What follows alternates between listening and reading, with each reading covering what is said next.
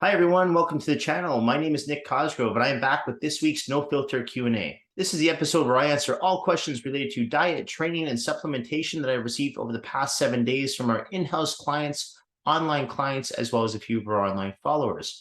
Remember, if you have any questions related to your nutritional plan, your workouts, supplements you're taking, not taking, considering taking, please feel free to email me your questions at nick@foreverfitperformance.com, or you can also DM me your questions on my Instagram at @fitcosgrove_.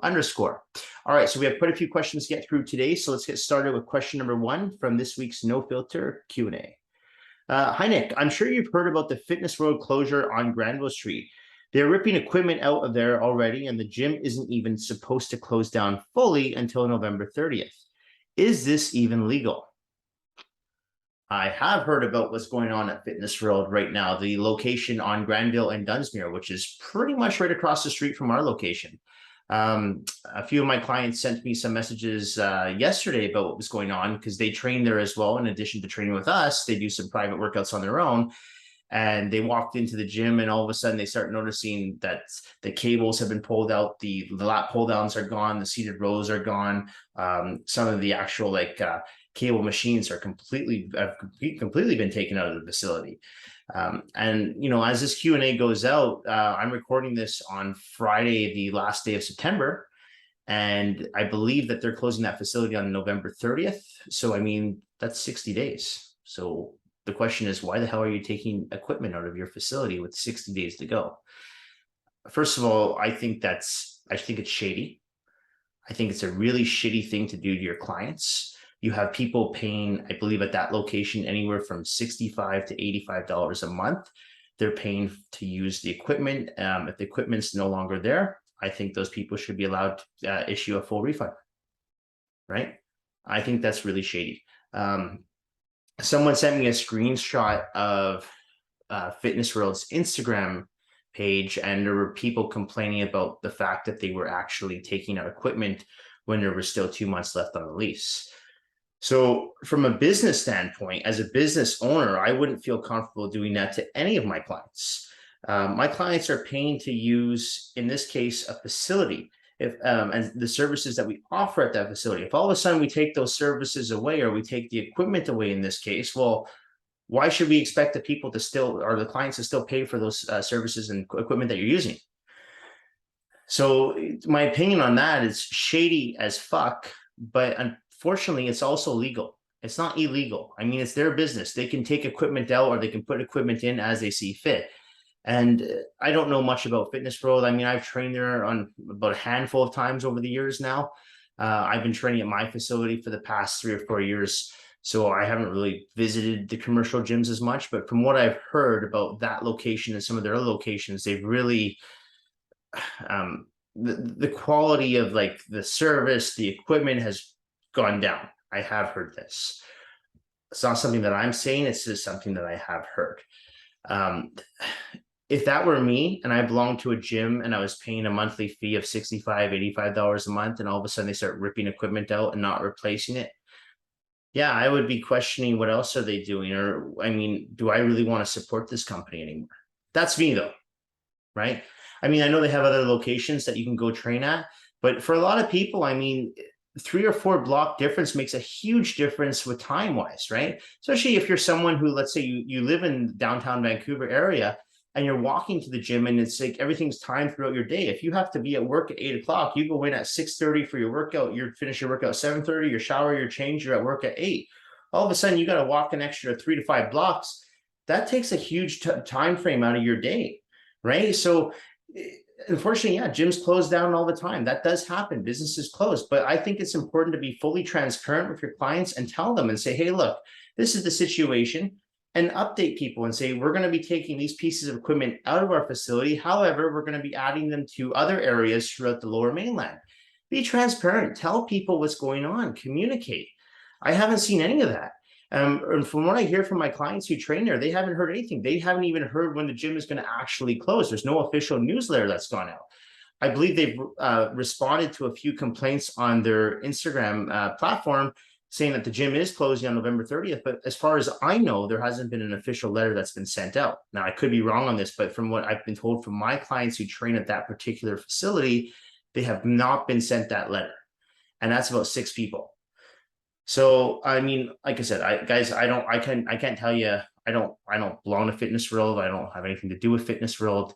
From a business standpoint, I think it's shady. I think it's shady as fuck. I think the fact that you're taking out equipment when you're closing 60 days from now, I think that's really bad customer service.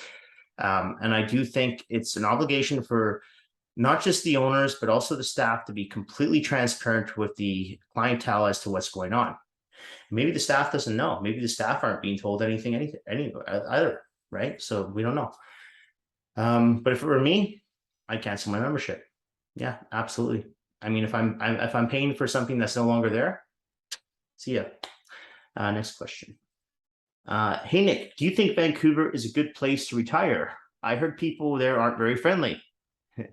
As you know, I live in Montreal, but every time I watch your Instagram videos, Vancouver looks amazing. This question is from my client Michael, who trains with me in Montreal. Michael's been working with me for the past 6 months. Michael, I suggest if you're going to retire in Vancouver, you come out here for a few weeks first before you make your decision. Listen, I love Vancouver. I love the weather here. The people here, in my opinion, it's not that they're not friendly. I think it's just you have to make the first move. It's not like Montreal. No, I mean, people in Montreal are a lot more different. People are a lot more social. You have your house parties to go to. You know, here in Vancouver, people aren't really like that. This is more of a health conscious city. People are into the gym, so we don't really have much of a late night bar scene. I mean, I live 3 blocks away from Granville, and I can tell you on like a Tuesday night, the Granville Strip isn't that busy, and that's like our club scene night, to give you an idea. Club Street. Friday, Saturdays is a different story, but at the same time, I mean, it depends what you're looking for. I can tell you that the cost of living in Vancouver is going to be pretty much double what you pay in Montreal. I mean, when I went back to Montreal a few weeks ago, I was looking at real estate and I was like, I couldn't believe how cheap it was in comparison to Vancouver. I mean, to give you an idea, Vancouver, you can't find a 1-bedroom apartment downtown, quality 1-bedroom apartment downtown that's going to be listed for less than $700K. Doesn't exist. Take it from someone who looks at the MLS every single day. It does not exist. So if you're going to retire in Vancouver, A, make sure you got a lot of money.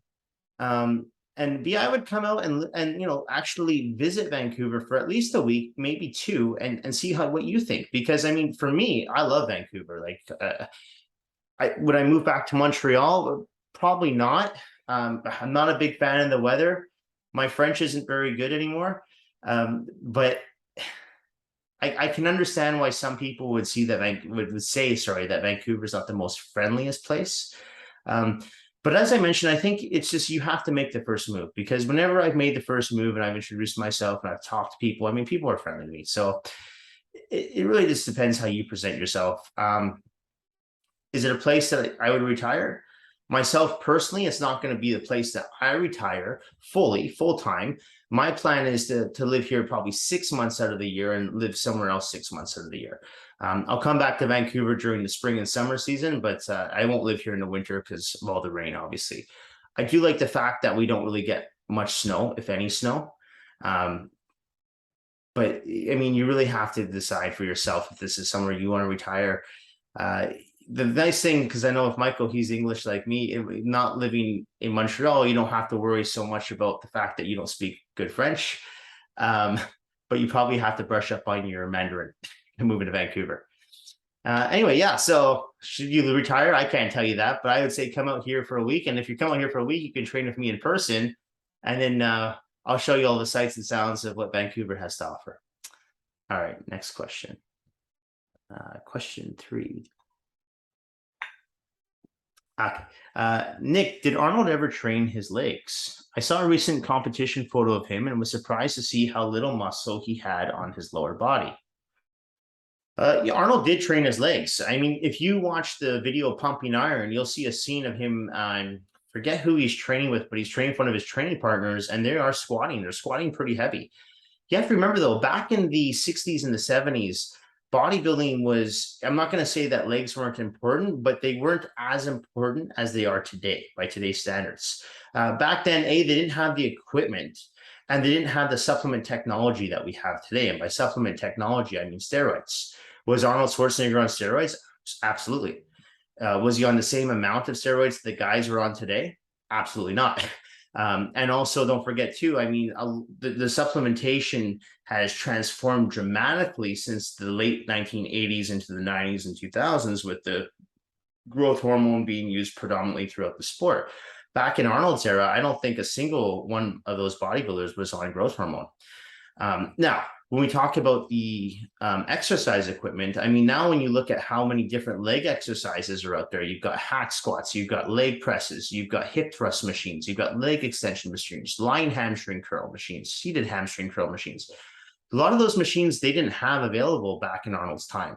So what he had available to him were basic free weights, squats, lunges, those types of movements that would, they do add mass to your legs for sure. But I mean, you don't have a full artillery of different exercises at your disposal that you can use. It wasn't until Tom Platz came onto the scene, which was, I believe was in the early 80s, 1980, 1981, where we saw legs like, holy shit, look at those legs. They look incredible.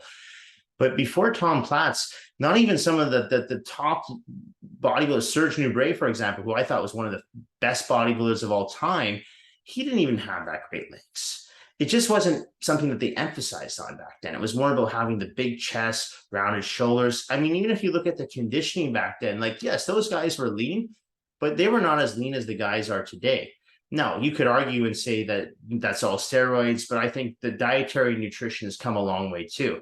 Back in Arnold's day, a lot of these guys, they were just eating steak and eggs 3 or 4 times a day, and that's what they would do, get ready for a show.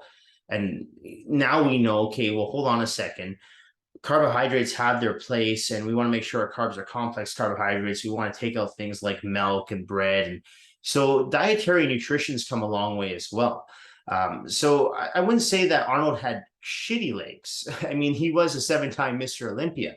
But you have to remember, for his era, that wasn't something that was predominantly focused on, and it wasn't something that you were marked down on if you didn't have crazy conditioned legs like they look at today, because we never saw that before. And like I said, it wasn't until Tom Platz came into the early 80s and people started looking at legs and going, holy shit, look what people can do with their quadriceps and their hamstring tie-ins. I don't think I ever saw striated glutes until 1987, 88, when Rich Gasparari brought them in. I mean, that doesn't take anything away from those guys from the early 80s and 70s and 60s. It wasn't there. So over time, the sport has gotten bigger, has gotten better. And I mean, that's important. That's like any sport, right? I mean, you want to continue to upgrade, and that's what's happening now. So I wouldn't say that Arnold had shitty legs, but I mean, would he win on a pro stage today? Probably not. But I mean, if he had the supplement science that we have today and his genetics, and he was competing in his 30s and 20s and today, I still think he'd be Mr. Olympia. Absolutely. All right, next question. Okay. Hi, Nick. Somewhat of an embarrassing question, but every time I have sex, my hamstrings and lower back start to cramp up on me really quickly. Any idea why this keeps happening? It only happens during sex. It sounds to me like it's more of a dehydration issue. When you think your sex requires physical exertion, just like exercise, right? So the blood's flowing, you're moving, your cardiovascular system's working hard. Now, if you're not hydrated, well, the muscle bellies are going to start to cramp up. I mean, I've seen this happen with clients in the gym. So it happens when you go to work out. A lot of people actually remind themselves, oh, I got to drink water. But when you're having sex, a lot of times that might go out the window. And if let's say you go out for a night of drinking, you go home and you have sex with your partner or your random hookup, whoever it is, and you've been drinking all night, well, you're already dehydrated. Now, if you're not pounding back the water and you start doing some physical exertion in the bedroom, that could lead to some severe cramping. Now, I don't know if you're having alcohol or not, but I'm just saying you want to make sure your muscle bellies are hydrated. Another thing you want to make sure is it's not enough just to pound back water, but you could be drinking 6 liters of water a day, but if your body's not retaining that fluid, you're going to be dehydrated. So what I tell a lot of my clients who cramp up in the gym is to add some electrolytes to their water. And I don't mean Gatorade or Powerade. I just mean pure electrolytes. You can get the powder on Amazon. You can get the powder on London Drug, Shoppers Drug Mart in the pharmacy section. I just add the crystals into your water, guys. It takes nothing, no time at all. Has no taste. There's a product that I recommend to clients. It's a BCA product, but it also has electrolytes in it. It's called Extend. I find that product works really well, and I sip on that all day long. And so if you're someone who doesn't like to drink water, it tastes good if you're adding something like Extend into your water, or you can add those meal little droplets. They add some flavor to your water as well. Or if you don't need any flavor and you don't mind drinking water, just add in the electrolyte powder. Now, I would say try that for about 1 week. And if that doesn't work, then it's time to go to your doctor and figure out what the hell is going on, because it could be a blood pressure issue. But usually, I'm not saying all the time, but usually when people experience cramping, whether it's during exercise or during sex, anything that requires physical exertion, in my experience, it's usually from dehydration. And it could be also a potassium issue. So you want to be looking at your potassium, making sure if you're cramping up a lot, you might want to start supplementing with potassium, add a banana into your morning oatmeal, just something to help keep your sodium levels high and your electrolyte levels balanced. So that's what I would be looking at. Add some electrolytes to your water, try that for a week. If it doesn't work, maybe it's time to go see a doctor. All right, next question. 5. Okay. Hi, Nick. I need to lose weight, but I love my beer and wine. Are there any lower caloric alcohol options that I can have that won't add any more weight onto the scale? Yeah, I've talked about this in the past too. So beer and wine, honestly, guys, if you're trying to lose weight, beer, and even if you're not trying to lose weight, if you're not trying to put on any extra weight, beer and wine are 3 things you got to get rid of. Beer, loaded with calories, loaded with carbs, something you don't want to add, makes people feel bloated. And the problem with beer is you can drink it like water. There's guys that sit there and pound back 12, 14 cans of beer in one sitting, right? So that's something you definitely want to avoid. And when it comes to wine, you look at the sugar in wine, God, so much sugar. So wine and beer are 2 beverages that I usually tell my clients, if you can, avoid them at all costs. What I usually recommend people, if they want to go out for a night of drinking or they want to go out for a few drinks with friends, try to stick to your clear hard liquor. I prefer things like gin, vodka, and what you mix those with soda water, or if you're okay with a little bit of Diet Pops and Diet 7 or Diet Coke, just so that mixer does not load it with calories. Because what a lot of people will do, they'll go to the bar and they'll say, okay, I'll have a gin and tonic. Well, that's loaded with calories. The tonic water is loaded with calories. So switch that to a gin and soda. Have a vodka soda. Again, if you're okay with a little bit of Diet Pop, have a vodka Diet 7 or vodka Diet Coke. That you're going to save on calories like you wouldn't believe, especially if you're drinking a few drinks a night, right? That can really add up if you're having if you're going and you're having cocktails and they're full of the juices. And I've talked about this in the past. So you got to watch not just your alcohol, but you also have to watch what you're mixing your alcohol with.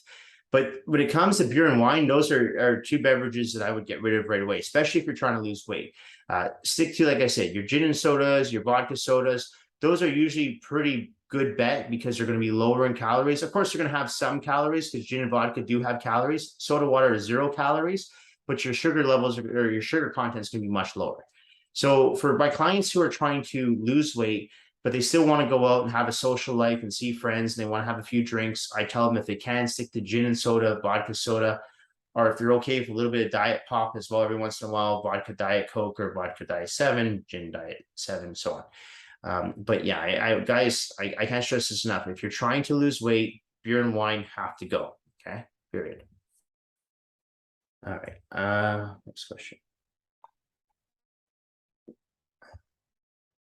Okay. Hey, Nick, who was your best training partner over the years? I know you've had a few, but wondering if there was any one particular person that motivated you the most to train intensely. I've been so fortunate over the years because I've had some really amazing training partners. Funny enough, the majority of my training partners have been women. The reason I say funny enough is because you don't see that very often. You usually see 2 guys train together or 2 women train together, but majority of my training partners have been women. One of my longest term training partners was obviously Robin, and Robin was a fantastic training partner. I mean, she would film my workouts for me when I would upload them on the social media back when we were doing it back then. We were filming a lot of our workouts. And she was really good at helping me with drop sets, especially when I would diet for shows, when I had no energy. She was always there working around my schedule. So Robin was an amazing training partner.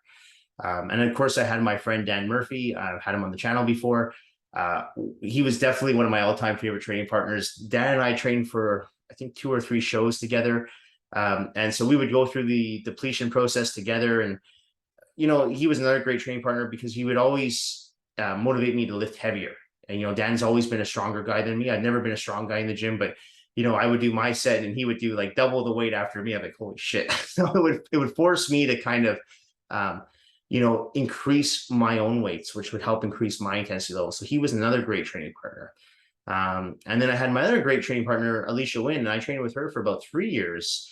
And it was funny because she really didn't have any training background whatsoever. And so she kind of learned under what I was doing at the time, which was more of a bodybuilding split. And she adapted fine. And she actually ended up loving it. And even to this day, her and I are friends and we talk every once in a while. And she says she no longer lives in Vancouver, but she still says she follows the bodybuilding split with the 2 leg days that we used to do and the upper body workouts and so on. So she was really good to have too, because to me, it was really good because I felt like when I was working with her, I was also teaching her exercises. So it really helped me improve my own teaching techniques with clients. So, I've had a few other training partners, but those are the 3 that really come to mind: Robin, Alicia, and Dan. Those 3 were great. And the thing is, when you have a good training partner, it really makes all the difference when you're in the gym, especially on the days that you don't want to be in the gym. If you have someone there who's going to motivate you, hold you accountable, if I have a scheduled session with Robin and we're going to go to the gym at, say, 5 o'clock in the evening, I might be really tired from a long day, but because I know I've made that scheduled appointment with her, I'm going to show up. And that's a lot of reasons people work with me, is because they have a meeting with me. Of course, they're paying me, so they definitely want to show up or else they get charged. But it just helps hold them accountable. And, like I said, working with someone like Dan over the years, he inspired me to lift heavier weights that I probably would have never done on my own because I never thought that would have been possible. But seeing him do it, I'm like, well, if he can do it, I should be able to do it. And even though I couldn't do the exact same weights as him, it would inspire me to lift heavier. So it can make all the difference when you have a really good training partner or a good personal trainer in your corner, as opposed to training on your own. These days I find myself, because I'm so busy with work, I just try to fit in a workout 45 minutes in between sessions when I can. I'm obviously not training as much as I used to when I used to compete, but I do miss that, that camaraderie that I had in the gym, working with my friend or just a training partner, just having someone spot me. So I do miss that from time to time. But I don't have one favorite training partner. I think they all had their own unique personalities and their own, each of them brought something different to the workouts. So no one favorite training partner, but those are the 3 that come to mind. There's been some others too, but those are the 3 that I really enjoyed working out with. And I honestly would work out with any of them any other time of day. If they're in town, obviously I'd work out with them again. They were all great training partners. Okay, next question. Hi, Nick. I recently hired a personal trainer who told me that she wouldn't work with me unless I followed her diet plan because she didn't want to waste time training me unless my diet was in check. Is this a normal thing with trainers and their clients? Do you only work with clients that follow your diet plans as well? That is not a normal thing. No, absolutely not. I would say the majority of clients that work with me actually do not follow my nutritional plans. The majority of people that work with me have no aspirations to step on a bodybuilding stage. They just want to look good and feel good, right? They don't need to have 3% body fat levels, right? Not everyone's goal is to be a fitness model, right? Some people hire me just because they say, hey, look, I don't want to put on any more weight. 2 of my longest term clients, I remember during our initial consultation going back to 2005, and they said to me, as long as we don't put on any extra weight, you'll have a job for life.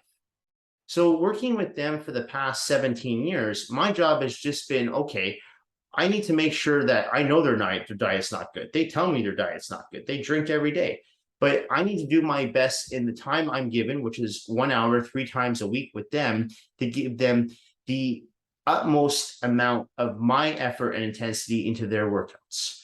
And I do that because I want to make sure, not that I need the job, more so because I want to make sure that they're getting the best out of their workouts. And even though I know their diets are not in check, I know that their workouts are in check.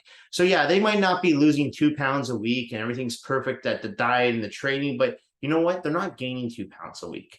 And they're adding years onto their life because they are going to the gym 3 times a week. And hey, these guys are in their late 60s. They've been training with me since they were in their early 50s, late 40s, and they both still look great, right? So I'm using them as an example because not everyone is going to want to follow a super clean bodybuilding fitness diet. Not everybody wants to eat chicken and rice 6 times a day, and that's fine. That's okay. As a personal trainer and a coach, it's your job to be able to work with different personalities and be open to working with people who have different lifestyles than yours. I have friends that don't even work out. That's fine. What am I going to say? I'm not going to be your friend because you don't go to the gym. That's ridiculous. I think that's again, going back from a business standpoint. I mean, why would you ever close your doors down to potential business? What, because you don't feel that they're following your diet, they're not going to get the best results? They're going to get some results, and they're going to get the results that they know that you're giving them to expect, because you say, well, listen, this is the reality. If your diet's on check, I can get you to here. But if your diet's in check, I can get you to here. But if they're like, no, I'm okay with being here. I just want to be able to eat and drink however I want to, but I'll still come to the gym. That's fine. You compromise. To me, that sounds, if you're someone who says, I don't want to work with you because you don't follow a clean diet, that's ego. I've always said, I'll work with anyone, everyone and everyone. As long as when you're in the gym with me, you give it your 100%. My only condition is I don't want to work with someone that doesn't want to be in the gym. So if I'm working with someone who's like, oh, they're bitching and they're complaining, look, I'm at a point in my career now, fortunately for me, where I can say, you know what, I don't think we're a good mix. And I have done that before. Every single person I work with wants to be in the gym. I mean, they don't always love being in the gym, but they want to be in the gym. They know that they have to be in the gym, and they give it their all when they get into that session with me. And I appreciate that. So if I have a client who's giving it 100%, I'm going to give them 100%. And I think that's all you can do as a trainer and coach is give back what your clients give to you. But to tell them, no, you have to be on a strict bodybuilding or you have to be following my diet plan, absolutely not. I would never tell a client of mine, hey, the only way you can work with me is if you sign up for my nutritional plans. My clients know that's an option, but I don't ever force it on them. I mean, I advertise it on the website. It's there. I do nutritional plans. I'm plugging in right now. I do nutritional plans. But I have a lot of clients. Most of my clients who work with me in person don't follow my nutritional plans. And again, that's okay. So yeah, I just like the fitness world thing. I would question that. Guys, start questioning things like this. Like, don't just say, oh, well, that's normal. And no, it's not normal. I mean, would you do that to somebody? No. Look at it from a business perspective. Would you turn down business? Not for something like that. No, I wouldn't. So no, that's not normal. And I think I would be looking for another trainer, right? Who doesn't put that pressure on you. I mean, unless for some reason you find those workouts with that particular trainer to be excellent, you're getting the most bang for your buck, great. But then, as she said, you have to be on her nutritional plan. So for me, no. If I wouldn't want to be on a nutritional plan like that, I would just go my own way and see you later. I'm going to work with somebody who's okay with my lifestyle and knows that I don't want to live and breathe in shit fitness, as I mentioned in my blog earlier this week. Not everyone's in love with the gym. Not everyone is going to have that fitness lifestyle. But as your job as a coach and trainer is to try to make sure that you get them to that next level and make sure that they're doing the most that they can in the time that you're giving them in the gym. Period. Okay. Hi, Nick. What do you think about Beyond Beef burgers? Are they as healthy as they are claimed to be? No, they're not. They're highly processed foods to begin with, and they're very high in sodium. And if you're looking from a caloric perspective, it's comparable when you look at the calories and the saturated fat compared to, let's say, an 80% lean ground beef burger versus a Beyond Beef burger. They're pretty much the same. I think Beyond Beef for 5 ounces, 7 grams of fat, a saturated fat, and I think it's for 5 ounce or 4 ounce of lean ground beef, it's 9 grams of saturated fat. And from a caloric perspective, they're roughly the same. So if you're looking to use Beyond Beef for weight loss and say, well, I'm going to lose more weight if I go Beyond Beef than if I go than regular lean ground beef, no.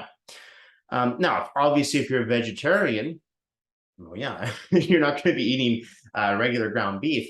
But again, I question foods like Beyond Beef. I don't like foods like that. Sorry, my alarm's going off. There we go. If you have something like Beyond Beef, which is highly processed, high in sodium, and let's say you suffer from high blood pressure, that is a food you definitely want to eliminate from your diet or not even go near, right? So you can't always just assume because something claims that it's plant-based that it's healthy for you. And I'm getting so fed up when I see plant-based this or plant-based that or organic this, organic that it's healthy. That doesn't necessarily mean that it's healthy.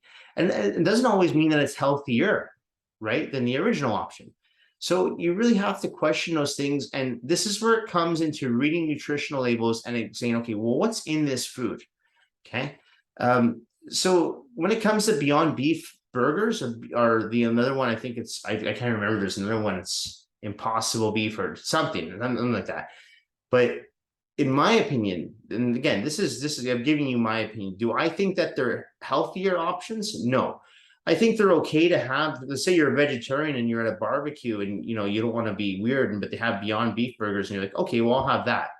Sure. But don't kid yourself and think, oh, I'm being healthy because I'm having a Beyond Beef burger. Absolutely not. You're not. You're not. You have to think, I believe you have to look at what your goals are.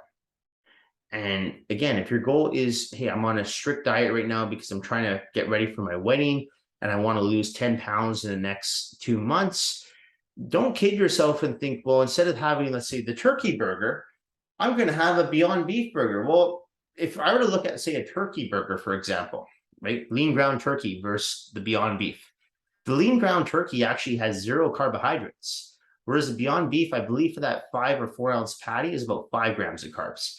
Not that that's a big deal, but I'm just giving you an idea. It actually contains more carbohydrates than the ground turkey or even ground beef. Ground beef has 0 carbs either. So to sit here and say that Beyond Beef is healthier, that's ludicrous. So I'm not going to say that. Again, if you're someone you're vegan or vegetarian, yeah, I mean, that's a great option to have. Is it something I would have every day? No. Is it something I put on my vegetarian's diet plans? Absolutely not. If someone wants to have a burger, I'm actually more comfortable with them having something like from the Yves burger patties. I like those a little bit more. They're lower in carbohydrates. They have less processed ingredients. So I'm more of a fan of using something from there. But even then, I use Yves products sparingly. I like to stick to more to things like the kidney beans and the chickpeas and that type of stuff. So Beyond Beef burgers, no, you're never going to get me sitting here and telling someone that's a healthy option. I don't think it's healthy. I don't think it's unhealthy, but I'm not going to sit here and tell someone that's a healthier option than having a lean ground beef burger or lean ground turkey. I don't even eat beef, but if someone were to say to me, hey, what's healthier? I'm not going to say either. I'm not going to say the Beyond Beef. I'll say, well, they both have their places and it depends on what your goals are. But don't sit there and tell me that one's healthier than the other because I'll never agree with that. All right. Okay. Last question of the day. Nick, has inflation and rising interest rates had any impact on your business yet? Fortunately, at this moment, it has not, or I should say they have not. Again, we're only a few months into really feeling the effects of inflation. And for people who do have mortgages, especially if they're on variable rates, I think they're starting to feel the effects as well. Fortunately for myself, I don't have any mortgages now. I'm mortgage free, so I don't have to worry about that. But I mean, I do have a few clients who are on some variable rates, and obviously those are going up, and they've seen some of their mortgages go up easily $500 to $1,000 a month, depending on how much they've borrowed or what their interest rates are at right now.